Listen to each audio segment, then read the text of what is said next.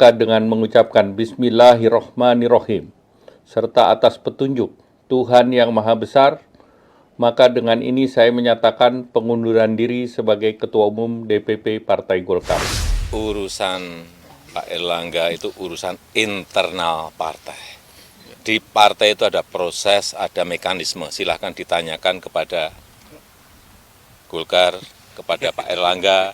Ini di sini juga ada Golkar, Pak Dito, tanyakan. Jangan saya mencampuri internal partai. Nggak artinya bisa. Penilaian orang ketika mengaitkan Bapak misalnya mendesak Pak Erlangga untuk keluar, ada cawe-cawe, itu Bapak bantah ya Pak ya? Tidak ada. Tugas utama saya sebagai PLT Ketua Umum Partai Golkar adalah mengantarkan Golkar menuju Rapimnas dan Munas ke-11 Partai Golkar.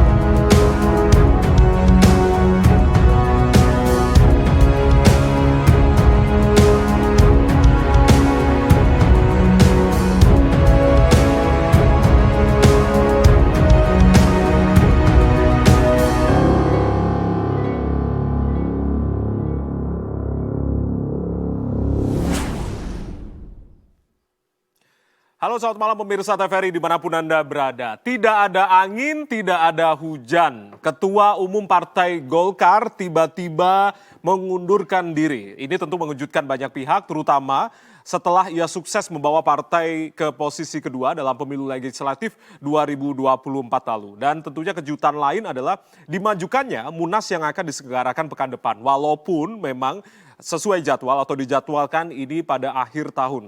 Dan apa sebenarnya yang terjadi atau menjadi alasan dibalik putusan yang tak terduga ini? Apakah memang ini pertanda adanya benturan kekuatan besar tentunya di internal Partai Golkar, atau ada agenda kekuatan besar di balik partai berlambang pohon beringin yang sedang dimainkan di balik layar? Tentunya ini masih asumsi-asumsi, nanti kita juga akan bahas begitu dalam diskusi kita di malam hari ini. Di Fokus Terkini edisi malam hari ini tentunya membahas terkait dengan prahara di Pucuk Beringin bersama saya Ardianto Wijaya. Sudah hadir sejumlah narasumber di malam hari ini, tentunya kita akan sapa satu persatu, baik secara langsung hadir di studio TVRI maupun secara daring. Kita akan sapa terlebih dahulu. Di sebelah kiri saya ada Prof. Siti Zuhro, Prof. Wiwi, peneliti ahli utama BRIN. Prof. Assalamualaikum, selamat malam, salam sehat Prof. Waalaikumsalam. Tetap harus sehat di malam hari ini. Alhamdulillah, terima kasih sudah hadir kuning-kuning nih rasanya. Sesuai dengan tema kita nih. Kuning. Kuning-kuning ya. Baik, yang sudah hadir juga paling senior di malam hari ini, anggota Dewan Pakar Partai Golkar, Pak Palar Batubara. Pak Palar, selamat malam, salam sehat. Salam sehat. Jiwanya masih muda tentunya. Maju terus. Baik. Sama kuning-kuning juga dengan Prof. yang sudah hadir via Zoom di malam hari ini, yang seharusnya juga hadir bersama Prof. Wiwi juga, ternyata dari Bandung langsung. Saya akan sapa Prof. Lelia Riani, pakar komunikasi politik. Prof. Lelia, Assalamualaikum Prof. Lel, salam sehat selalu. Bunda.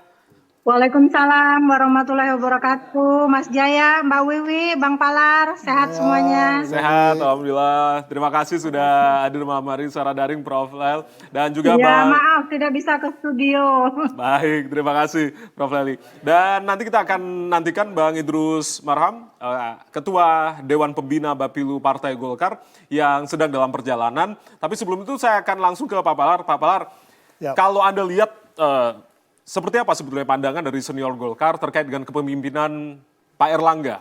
Beberapa tahun terakhir kan dalam pemilu legislatif sudah sangat berprestasi tentunya untuk membawa Partai Golkar di posisi kedua untuk pemilu legislatif ini. Ya, saya kira kita juga menyampaikan apresiasi terhadap Erlangga ya. Dengan segala upaya-upaya yang dia lakukan sampai dia bisa membawa Partai Golkar untuk menuju ke ranking kedua di parlemen. Parlemen itu adalah fakta bahwa rakyat mendukung. Kan presiden kan belum tentu, kan, tapi kalau di parlemen kan rakyat betul the real politik yang mendukung. Makan gitu. Jadi dia mau dari kenaikan begini signifikan lah untuk itu. Nah, oleh sebab itu saya kira bahwa Erlangga telah melakukan upaya-upaya melakukan konsolidasi secara baik menurut penglihatan saya. Tapi kok tiba-tiba dia mengundurkan diri. Ini nggak masuk di akal saya. Kok tiba-tiba mengundurkan diri? Kan kalau kita sudah berbuat sesuatu, artinya apa yang kita buat ini kan kita harus pertahankan dan baru kita pertanggungjawabkan, kan gitu. Kan ini belum sampai pertanggungjawaban udah mundur. Kan segala sesuatu sebagai pemimpin itu harus mempunyai tanggung jawab. Tanggung jawab itu dipertanggungjawabkan. Apa yang kita dikerjakan pemimpin harus pertanggungjawabkan. Itu harus. Anda menilai artinya tidak masuk akal terkait dengan pengunduran Ya tidak Erlangga? masuk akal loh orang nggak dipertanggungjawabkan apa yang dia lakukan. Oke. Kan ada pertanggungjawaban itu kan melalui mekanisme segala macam kan, apa rapat atau apa dan lain sebagainya, atau kongres atau rapim apa ada ininya. Tapi tiba-tiba kita mundur, loh, oh gimana? Ada apa nih? Berarti ada sesuatu dong yang tidak masuk. Kalau saya sebagai seorang yang telah lama berorganisasi ya. Analisa Anda kira-kira sesuatu ini apa, Pak Palar? Saya coba mencari ya. Saya mau mencari. I try to looking, ada apa sebenarnya gitu loh. Apa, memang kita bisa mengatakan begini, kekuasaan yang ada, Golkar ada di dalam kekuasaan yang ada. Kan gitu ya, Golkar ada di kekuasaan yang ada. Tapi kalau tiba-tiba dia tinggalkan kekuasaan itu kan gitu, secara personal. Kan itu representasi partai Golkar kan ada di Erlangga. Kan gitu. Jadi itu yang selalu jadi pertanyaan gitu. Nah kalau demikian halnya berarti ada dong sesuatu yang di luar sana yang mungkin menurut saya ini ada yang tidak normal. Kondisi yang tidak normal begitu. Kondisi yang tidak Anda, normal. Karena kan memang Pak Palar, mohon maaf saya potong. Karena memang kan isu Munaslup ini yang menerpa Pak Erlangga ini kan kerap bergulir, tapi tidak pernah berhasil begitu hingga pada akhirnya Ketum Partai Golkar mengundurkan diri. Artinya selama ini posisi Erlangga ini cukup kuat di Partai Golkar atau menurut Anda seperti apa? Ya kalau di partai ini kan Partai Golkar ini kan partai publik gitu ya. Ini kan partai yang udah go publik ini. Jadi siapapun itu. Di dalam partai itu juga dari dulu macam-macam di dalamnya itu. Tentu ada yang dia berhasil, ada yang ada senang, ada tidak senang. Saya kira dinamika aja di satu partai yang seperti Partai Golkar yang publik punya gitu kan. Jadi terbelah itu tidak masalah ya? Sebenarnya tidak ada masalah. Sepanjang ketua umumnya bisa mengendalikan organisasi ini kan tergantung akhirnya. Oleh sebab itu apa yang dilakukan oleh sebagai pemimpin. Itulah dimakan konsolidasi organisasi, wawasan dan lain sebagainya dan gitu. Jadi tidak boleh misalnya pemimpin ini hanya keep. Dia sendiri tidak boleh, dia harus terbuka. Karena dalam kepemimpinan itu kan harus bersama-sama. Jadi pikiran bersama. Nah, ini yang kadang-kadang saya melihat pemimpin-pemimpin sekarang ini, karena udah dia langsung otoritasnya langsung dia nggak memberikan lagi. Sebenarnya kalau kita dulu kan, saya zamannya Pak Sudarmono aja ya, Pak Sudarmono, saya dibesarkan oleh Pak Sudarmono. Kalau rapat dengan Pak Sudarmono, semua ketua-ketua itu yang cukup, mereka hebat-hebat pemikirannya itu. Kita yang muda-muda juga diberikan kesempatan berbicara kok, tidak ada ininya. Nah, setelah ada keputusan yang diputuskan oleh partai atau organisasi, ya itu harus dijalankan. Mestinya kan gitu. Jadi organisasi tidak boleh milik pribadi. Kalau itu milik pribadi ya susah. Oke, baik. Karena Pak Palar, ini kan sebelumnya beberapa tokoh Partai Golkar menyatakan atau menyuarakan hal yang senada. Jangan sampai Partai Golkar ini diatur oleh pihak lain atau ada intervensi begitu. Artinya apakah benar memang ada intervensi pihak luar? Itu bisa terjadi. Bisa terjadi. Pihak Kalau luar ini siapa? tidak kuat, ya biasa, ya macam-macam. Ada yang punya kepentingan. Yang punya kepentingan? Oh banyak. Golkar ini kan satu institusi partai politik yang sudah mapan, ya kuat, ya dan di mana-mana instrumennya juga jalan, itu punya kepentingan. Kalau saya penguasa juga, Golkar ada kepentingan saya kan gitu. Tapi kan sayang kalau diintervensi pihak luar begitu, Pak Palar kan? Kalau mengintervensi itu kan kepentingan. Kalau kita punya kepentingan ya kita intervensi dong, macam-macam dengan musyawarah atau dengan pendekatan, dengan lobby, kalau enggak dengan kekerasan kan bisa begitu orang kepentingan kekuasaan yang ada sama kita. Kan itu. Jadi harus ini juga. Disitulah diperlukan kepemimpinan. Oleh sebab itu kepemimpinan itu harus bersih. Kalau pemimpin itu nggak bersih, kotor, itu gampang. Paling gampang. Nih drup lo mau apa? Itu. Dan itu senjata orang. Makanya kejujuran. Dan di dalam doktrin Golkar itu jelas itu. Jujur itu, dan jujur itu sekarang yang paling mahal di negeri ini. Jujur itu yang paling mahal. Oke. Pak Palar, ada kaitannya dengan pilkada serentak yang akan digelar beberapa bulan lagi ini, atau seperti apa dengan mundurnya Erlangga ini? Seharusnya tidak begitu signifikan kalau menurut Rasul. Tidak terlalu signifikan? Karena itu kalau mekanisme daripada organisasi sendiri, partai-partai macam-macam lah. Datang orang, ini saya mau jadi calon dari Golkar, saya dari PDI Perjuangan, itu hal-hal yang biasa saja. Yang perlu yang di dalam kriterianya tentu partai atau organisasi itu kan sudah mempunyai SOP-nya kan, standar operation prosedurnya. Kira-kira seperti apa? Kalau di Golkar itu ada PDLT ya. Ya prestasi, dedikasi, loyalitas tidak tercela. Ini luar biasa nih Golkar nih. Iya, sangat detail ya, termasuk tidak tercela ini tadi. Oh, tidak tercela. Ini kalau ini ditelanggar, ini yang orang luar masuk. Oke, baik. Ya, saya langsung ke Profi. Profi, ini ada hubungannya dengan pertanyaan yang tadi sudah saya sampaikan ke Pak Palar. Artinya, jangan-jangan ini ada proksi dari pihak di dalam Golkar untuk kepentingan partai politik tertentu atau seperti apa menurut Anda? Iya, Golkar ini partai Golkar. Artinya dia adalah organisasi politik. Dia adalah organisasi politik karena partai politik itu pilarnya demokrasi. Tapi dalam aktivitasnya betul-betul real politik. Real politik. Di situ ada kompetisi, ada kontestasi, ada tidak hanya kompetisi saja, tapi juga bagaimana berebut kekuasaan gitu ya, dan sebagainya. Tentu sudah ada ADART-nya dan saya tertarik dengan persyaratan yang harus diikuti ya oleh siapapun calon yang akan memimpin Golkar, yaitu PDLT tadi itu. Jadi masalah integritasnya, kejujuran, etikanya ada enggak dan sebagainya, punya leadership. Lah dari itu tentu tadi dikatakan bahwa Golkar ini sedang gitu ya dalam posisi di nomor 2 besar untuk pemilu legislatif hasil Februari 2024 kemarin. Lah tentu ini sangat seksi sebagai kekuatan politik yang menopang tentunya kekuasaan gitu ya. Lalu kita disuguhi gitu mendadak Ketua Umum Golkar mundur, ya, tentu kaget gitu ya. Ada apa? Seolah-olah tidak ada keterukuran gitu ya dalam kepemimpinan di Golkar. Yang Anda lihat itu tidak ada keterukuran. Iya, mestinya kalau sudah dijelaskan bahwa akan ada Munas gitu ya Desember 2024, pastinya akan ada pergantian.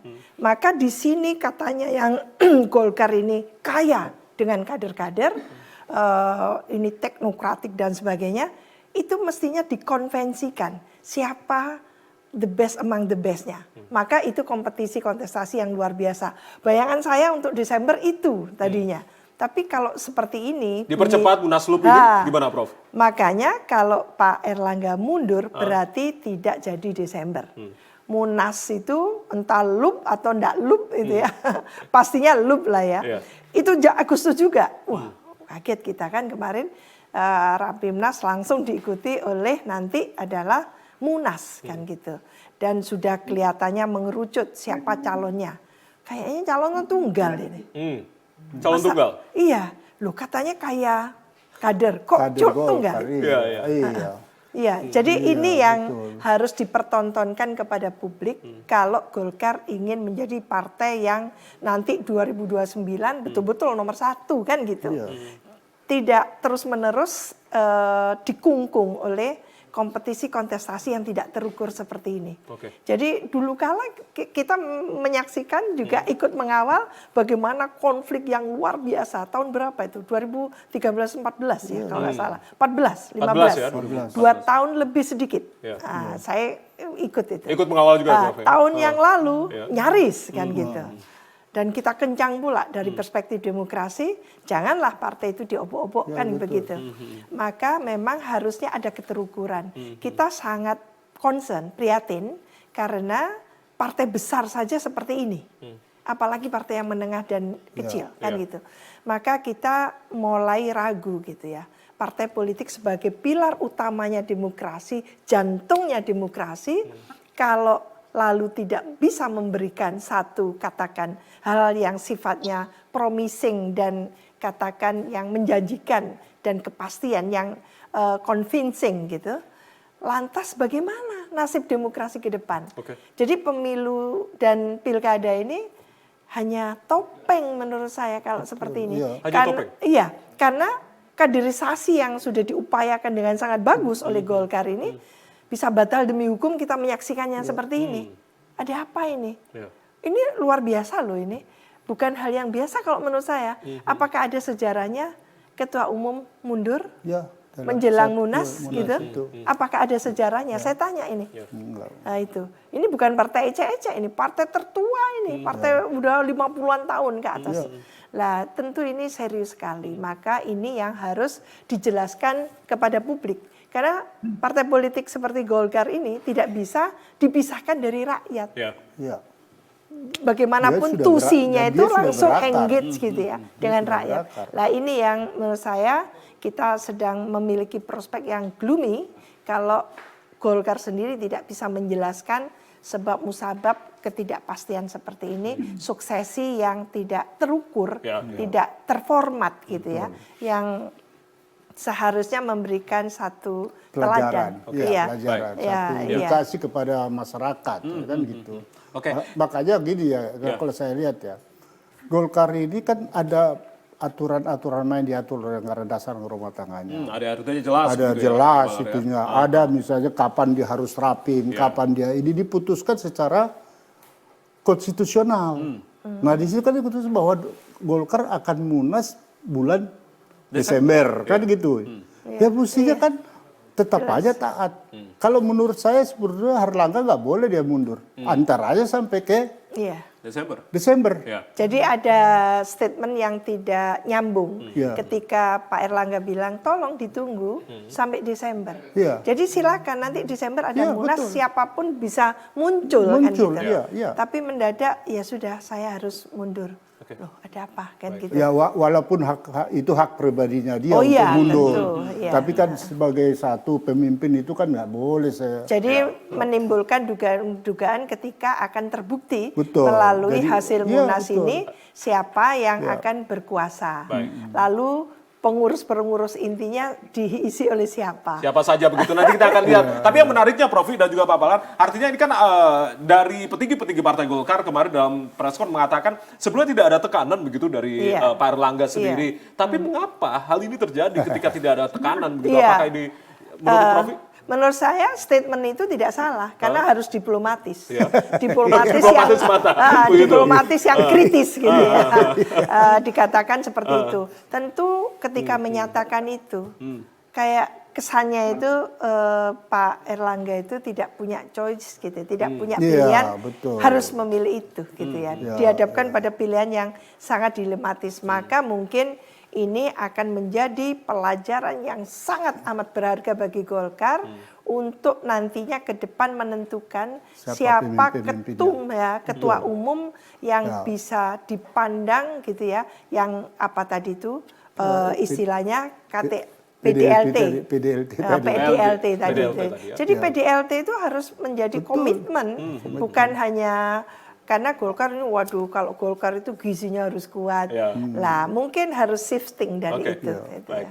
Prof Lel, kalau menurut Anda dari sisi komunikasi politik tadi terlalu diplomatis begitu ya, Prof katakan begitu. Apakah benar ini Pak Erlangga sebetulnya tidak punya pilihan lain selain mengundurkan diri? Dan bagaimana Anda melihat terkait dengan apa yang sudah diungkapkan oleh para petinggi Partai Golkar, bahwa saya sebelumnya tidak ada tekanan begitu dari Pak Erlangga, dan apa yang tadi yang sudah diungkapkan Pak Erlangga pada saat mengundurkan diri? Prof Lali melihatnya seperti apa? Ya, hari ini tulisan saya tentang Golkar dimuat di sebuah media nasional. Wah. Judulnya menaksir beringin yang bergoyang. Jadi menaksir beringin yang bergoyang gitu ya. Di situ muncul dari sebuah pertanyaan gitu ya, bahwa sebenarnya Munas Golkar itu kan tidak kurang lebih 4 bulan lagi. Tetapi pergantian kepemimpinan nasional itu akan berlangsung 3 bulan lagi. Apakah ada korelasinya dua momentum politik itu terhadap peristiwa mundurnya Erlangga? Itu pertanyaan besarnya. Bagi kita yang melihat Golkar sejak lama, ketika Golkar melakukan Munaslup di tahun 2016, saya juga menulis di sebuah media nasional. Selesai Munaslup, saya besoknya nulis di koran nasional, muncul tulisannya usai pesta politik Golkar. 2016 loh itu. Bang Palar masih ingat ya, waktu itu terjadi pertentangan yang sangat kuat antara kepemimpinan Abu Rizal Bakri dengan Agung Laksono. Betul, yang bolak-balik masuk keluar pengadilan gitu ya, keluar masuk pengadilan. Lalu kemudian momentum itu diambil kepentingannya melalui Munaslup. Karena dengan Munaslup itulah pemerintah bisa campur tangan. Saya masih ingat waktu itu yang kemudian memunculkan nama Setia Novanto. Padahal Setia Novanto pada saat itu masih terkena kasus tentang papa minta saham. Kita semua masih ingat itu ya. Nah, Bang Palar juga pasti masih ingat. Namun dengan campur tangan pemerintah yang sangat masif pada saat itu 2016 itu, Novanto akhirnya memperoleh dukungan suara keterpilihan di Munaslup itu sebesar 277. Lawannya Ade Komarudin cuma 173 suara. Karena apa? Karena pemerintah begitu masif untuk menentukan kemenangan seorang Setia Novanto. Dengan segala gimmick-gimmick yang ada di belakangnya, keterlibatan Setia Novanto dengan kasus papa minta saham. Ujung-ujungnya Setia Novanto setelah jadi ketua DPR akhirnya gugur juga kan, seperti itu. Nah, dinamika ini menunjukkan bahwa di partai beringin yang saya bilang tadi, menaksir beringin yang bergoyang. Tadi, ya? Saya tidak mengatakan roboh, dihantam badai, tapi bergoyang nih Bang Palar gitu ya. Bang Palar, kegoyangan ini tentu karena ada model-model komunikasi, nuansa-nuansa komunikasi politik, pola-pola komunikasi politik yang dilakukan oleh orang-orang yang secara langsung atau tidak ingin terlibat ke dalam prahara Golkar. Kita tahu Golkar ini sejak puluhan tahun lalu, karena kita ini, saya dan Mbak Wiwi itu ASN ya, jadi kita ini sebenarnya secara diam-diam dulu dipaksa untuk mendukung Golkar gitu loh. Bahkan suami saya dulu pernah menjadi ketua LPPH Golkar di Provinsi Bengkulu gitu kan, dengan status kita yang bareng gitu kan, status kita yang bareng sebagai ASN. Kita tahu bagaimana dan apa yang dilakukan Golkar. Tapi dahsyatnya Golkar setelah dicaci maki selama 32 tahun, Golkar tidak pernah terpuruk loh. Turunnya paling ke nomor 2. Tidak ada satu partai politik yang sudah dihabisi oleh masyarakat dengan reformasi lagi. Lalu kemudian ketika pemilu tetap berada di posisi kedua. Bukan anjlok seperti Partai Nasdem di periode kedua, anjlok ke nomor 6 gitu loh.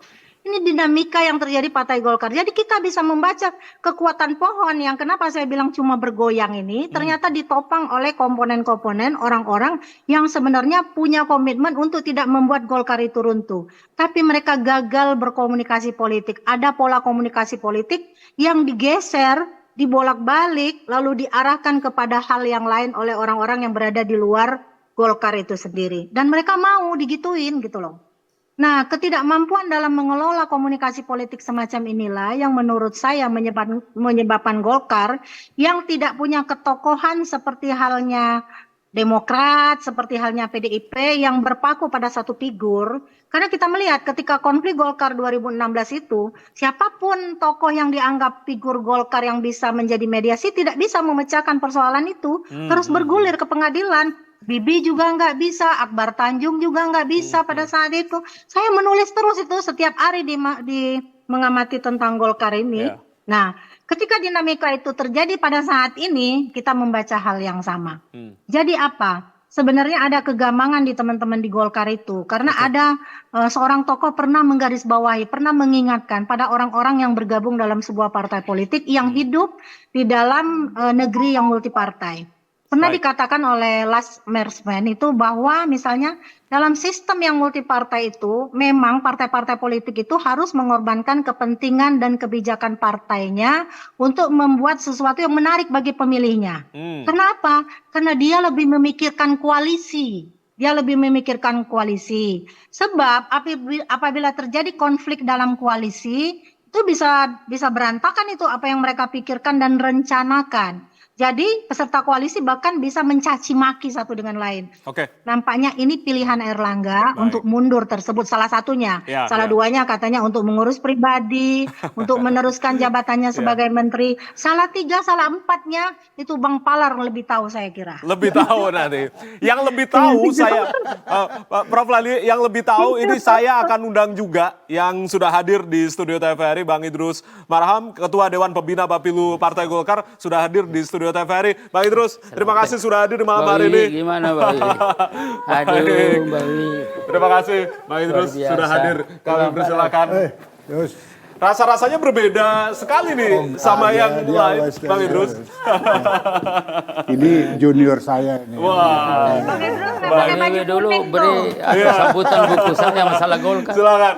Bang, kenapa nggak pakai baju kuning-kuning sama nih, Bang? Kalau misalnya. Sudah Mas Jaya, Mbak Wiwi sama Bang Palar baju kuning loh.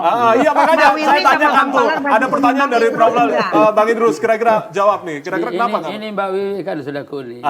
Jadi ini kan Bang Palar juga udah kuning gitu. jadi itu kuning dan tidak kuning. Seperti saya ini tidak usah lagi kuning. Sangat Tapi- kuning. Sudah sangat kuning. Sudah sangat kuning. Sudah 8 tahun jadi sekjen Golkar di mana-mana, malah saya tampil institusi lain, bahwa lembaga lain masih saya tetap seakan-akan Golkar gitu. Padahal kan, jadi tidak bisa, itu sudah menyatu. Kalau saya stok lama. Stok lama Bang Palar ya. Sebagai Dewan Pakar, oke.